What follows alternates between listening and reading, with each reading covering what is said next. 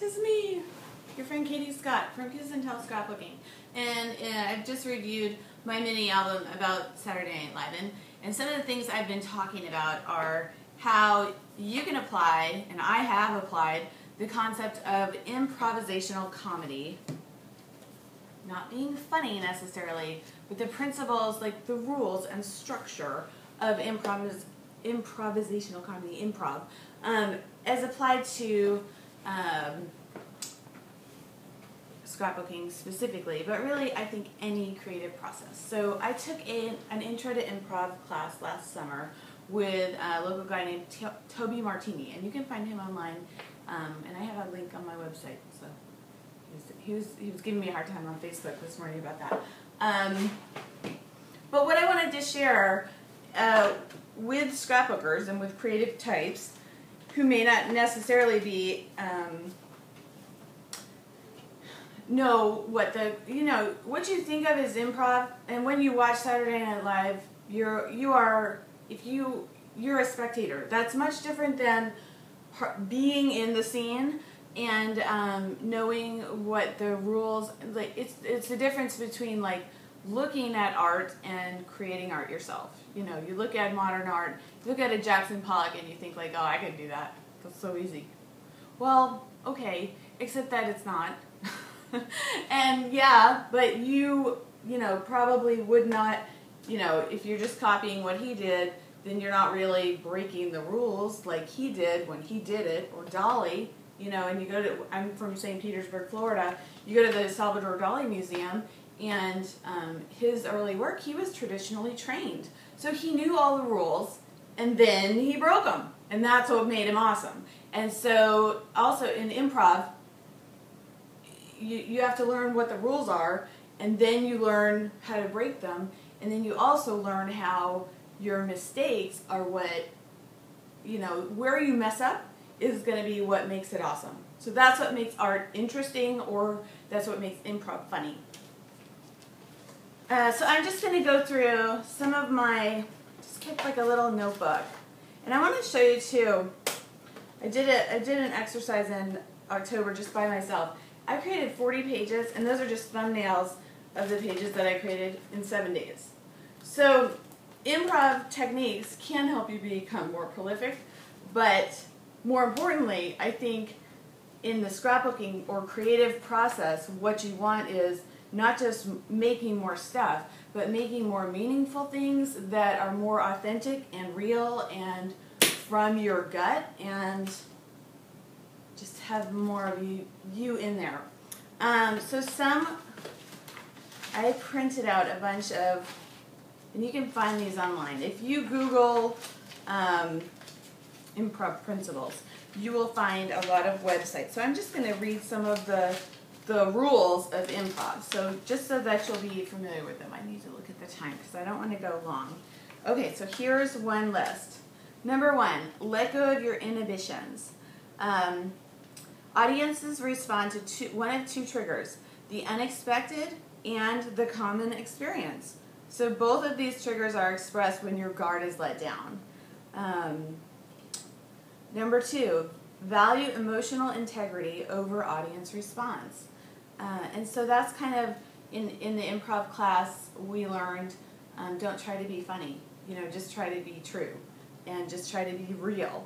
And don't worry about if that's funny, and don't worry about if that's interesting. So in art, if you're spewing out what is real to you, or in scrapbooking, if what's coming out of you is real, don't worry about if anybody else will think that's interesting. And chances are, the more real it is, the more interesting it will be. And number 3, saying yes and. There's an improv exercise called yes and.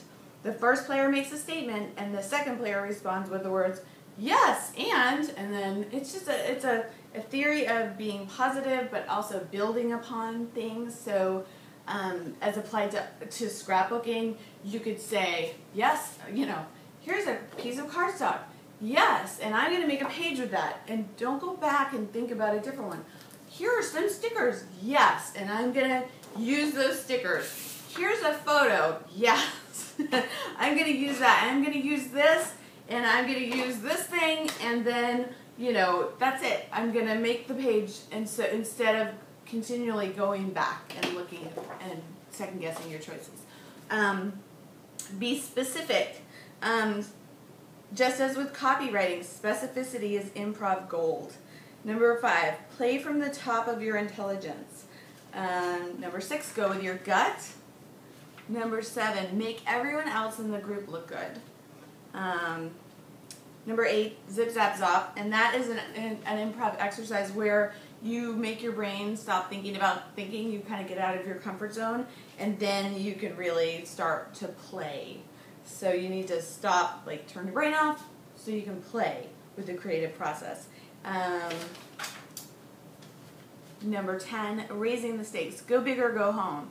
And so that just means like expanding whatever emotion. So, and you can interpret that to mean like whatever emotion you're feeling when you sit down to scrapbook or stand up, as I usually do, making that bigger somehow. But not fake, but bigger. Listen, agreement, teamwork, don't block.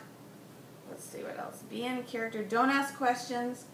And I guess in storytelling, I would say really instead of, you ever watch The Bachelor and they're like, I'm a really nice girl, I'm not crazy at all, you know, and then you know that one is definitely crazy.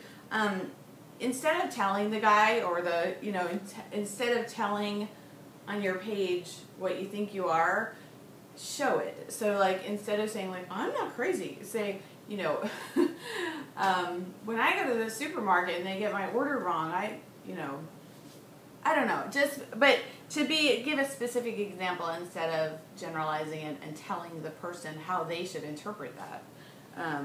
Making a choice, getting outside your comfort zone. I want to give you the source on this. Don't panic, just keep going. Like the show must go on. I don't have the source on that, I'm so sorry. It's just called, okay, well, it links to Copy Blogger, but that's not the source. But really, if you Google improv principles, you will find a host of them. Let's see if I can find any in this notebook. Okay, here's one called Life Lessons Through Improv Wisdom by Andrew. It's called Humor That Works is the website. He's written a book. No, the book is by Patricia Ryan Madsen. Improv Wisdom. Don't prepare, just show up. So the life lessons from Improv Wisdom, as reported by humorthatworks.com. Number 1, the only real failure is not doing anything. Number 2, improvisation is a method of working. Number 3, the mind that is occupied is missing the present. Be in the present. Number 4, motivation is not a prerequisite for showing up. Number 5, thinking inside the box. Try thinking inside the box. Look more carefully. One thing about that, and this is not exactly what he's saying here, he's talking about maybe taking the concept of taking it wrong. But sometimes when you give yourself limitations, like, you know, I'm going to make a page with only red. I'm only going to use red as my color, or whatever. If you place limitations on yourself, you will be more creative. And the way that I really found that was in the improv workshop when the instructor would say, get up and do a scene, you know, I want 4 people to go up and do a scene, and we'd all be like, got nothing. But if he'd say, you're in a restaurant, it's a double date, and one of you is crazy. Or he wouldn't even say one of you is crazy, he'd say like, and coconuts or whatever. Then we'd have a scene instantly. Okay, I'm almost to 10 minutes, and I think that's about all that YouTube's going to allow me. So what I would just say is, you know, Google that concept. I will have some links on my blog. My blog is Kiss and Tell Scrapbooking. It is a TechPad blog, and I'll have some the basic like rules of improv. And the thing that you need to know is you need to know the rules, so then you can break them. And that's what makes it awesome.